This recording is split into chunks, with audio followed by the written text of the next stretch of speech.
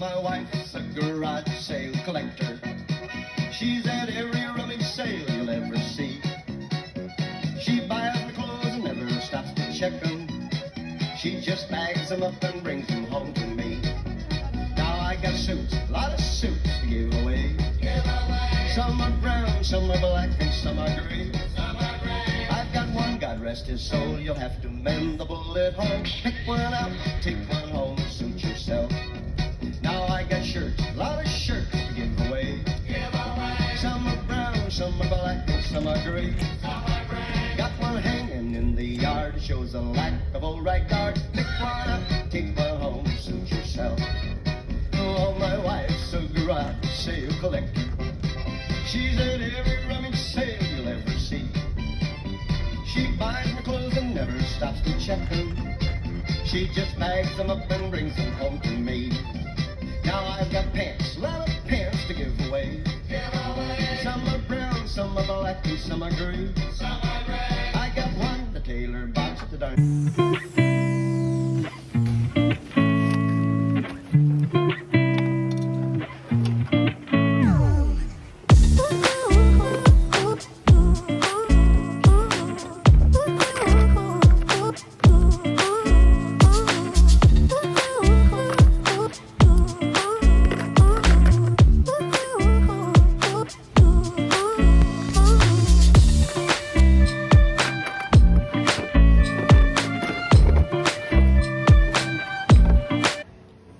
Okay, so here's one of the finds that surprised me. So you'll check out in the haul video how much this little doll is going for. And then as I keep digging, surprise, found another one. So check it out in the haul.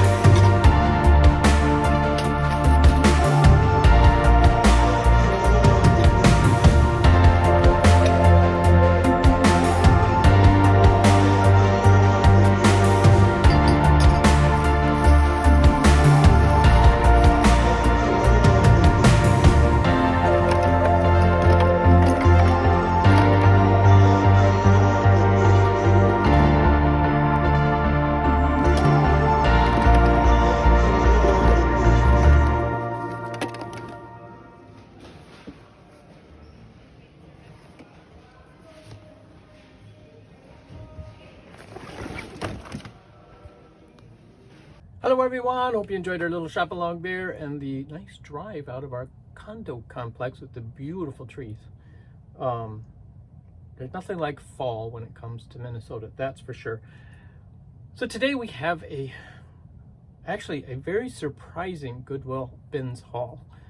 I picked up a few things and I was really surprised. I picked up some books, of course, and a few other items, and I was really surprised at the value of these other items. And sometimes it's just luck of the find, and you say a gut level feeling, if you will.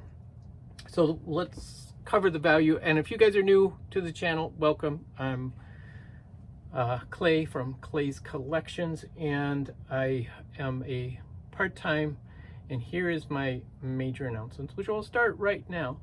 I am going back to full-time work. I'm coming out of retirement after 3 years. And honestly, I wasn't ready to retire when I did retire. There were just certain circumstances that happened that it was a time to do that. So I did, and I don't regret it. I'm quite happy with my last 3 years, getting to know all of you guys, which has been an incredible blessing in my life. And I greatly appreciate you guys and the support you give me and this channel and our activities of finding nice vintage and antique items that we can find new homes for. I'll put it that way. And make a little money in the meantime. So that is actually starting in November that I will be full-time working again. So that is going to mean some changes to our channel. One is I will probably only be posting 1 video a week as opposed to my regular 2, sometimes 3. And it means I'm not going to be going to the bins nearly as frequently.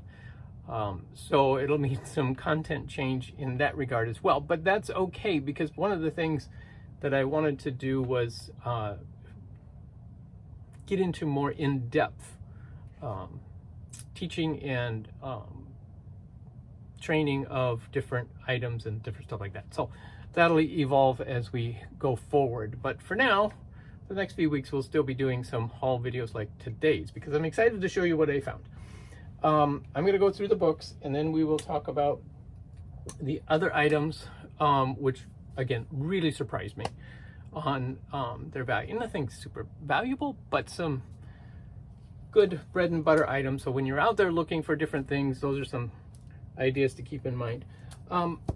There was this Red Wing Art Pottery Part 2. I actually have Part 1 that I found probably a year or 2 ago at the bins, and this one is Part 2. So now I have a complete set of the 2 different art pottery catalogs that are books that Red Wing had. What is this? Oh, it's the price guide, which is kind of nice. They did the price guide separately, because obviously prices change constantly, and if you put it in a hardback form, excuse me, it will change over time, right? Oh, and this is interesting. There's a receipt in the book from the Waconia Bay Antiques in Waconia, Minnesota, which is not very far from here. I've been there. I don't think they're in business anymore, actually. But yeah, so that's a great reference book. Not sure if I'm going to keep the set or sell them. I think for now I'm keeping them, just because there's so much Red Wing pottery around here, being in Minnesota and the Red Wing factory not too far from here. A book on depression glass. This one I will sell. I'm going to put these down at the Pink Elephant in my new book section. I shouldn't say new, my newly organized book section in the reference section, which I wanted some more of these collectors books. Then I also found one on depression glass. And I spent a whopping, what did I spend today? I forgot to mention that. I spent a whopping $6.44 on all of this stuff. And easily, these books, typically people sell these for $15 to $20. I'm probably going to have a little lower price because I want to keep things moving. So 10 to 12 probably is what I'll list them. This one I picked up just because it's timely. Ray Bradbury, The Halloween Tree, It's a great time. I've been selling a good number of Halloween books this year. So that will go down to the Pink Elephant right away. Excuse me, I'm all froggy. Somebody had commented earlier, weeks ago, about cookbooks. And the church cookbooks are great to have. Some areas they're hard to find. So I picked some up this morning. This is from the Heart of Plainfield, a collection of favorite family recipes. This is actually a school cookbook. So the different people from this town got together and did a cookbook. Here's one, the Lutheran Church cookbook, 1892 to 1992, the Garfield Lutheran Church in rural Madison, Minnesota. There's a picture of the church. So a lot of great recipes in here and hand-done illustrations. Love those. These are always great little things. People say they're the best recipes too. This one is more of a commercial book, Miriam Lou's Favorite Family Cookbook. Love the graphics on that. Current. So this was one you could order through the catalog. The new hot dog cookbook. Figure you gotta get a hot dog cookbook, right? And this one is from 1968 originally, but revised in 1983. So, and then this one surprised me. Kira's Secrets of Russian Cooking. This particular book is from 1961. I didn't realize it was quite so old. Talk about Russian recipes, and it is sold for $30. One of these sold for $30. This one is in okay condition. It's still got its dust jacket, which is a great thing if you have it. The dust jacket overall is okay. It does have wear along the edges, which is fairly typical. The inside pages, cookbooks tend to have a lot of stains and notes in them. This one does not. There is some discoloration in the front cover page and the back cover page, which is not that unusual. You can see where the dust jacket sits there. And the reaction of the two different papers can cause staining, which it did in this case. And there is some dust on the top from sitting on the shelf. Those are the kind of things for books that you want to look for. Loose pages, tight binding. So in this case, the binding's very tight, no loose pages, no writing. So yeah, so this one I'll probably put down to the Pink Elephant for $25. Because again, I was looking to expand my little cookbook section, and I needed some more cookbooks. I didn't have very many, I realized. And I picked these up for my mom. These are quilting triangles. This one is the Flying Geese ruler, and this one is the Omni Grid. This is a Fons and Porter, a good quality, made in the USA. So yeah, those are good things. Okay, last book, then we'll get into some of the other items. But this book has an interesting history, and it's hard to read the front cover because the letters are greatly faded. On the spine it says, "Things that are Caesar's by means." I was like, oh, you know, that's actually reference to a scripture where Jesus says, "Give to Caesar what is Caesar's." But I opened the front of the book, and here's this inscription. There's some extra pages of other notes people took. But this says, this is why I bought the book. "Herein will be found some of the material I collected under the shadow of Hitler," in quotes, "until my stay in Germany was cut short by Hitler's Gestapo.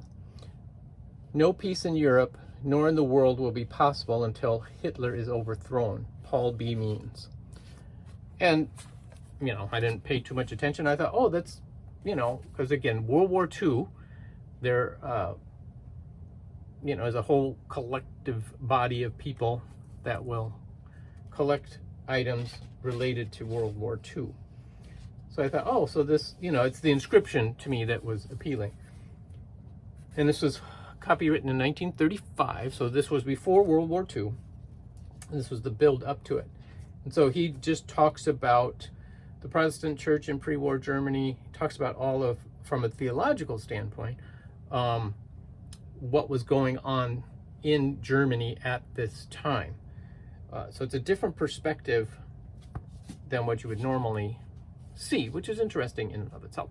But other interesting thing, once I realized that he's the author, that inscription is from the author of the book, so it's an autographed copy, is that when I looked up his biography, he is from Orleans, Harlan County, Nebraska, which I actually have relatives buried in the Orleans cemetery, which I just thought was ironic.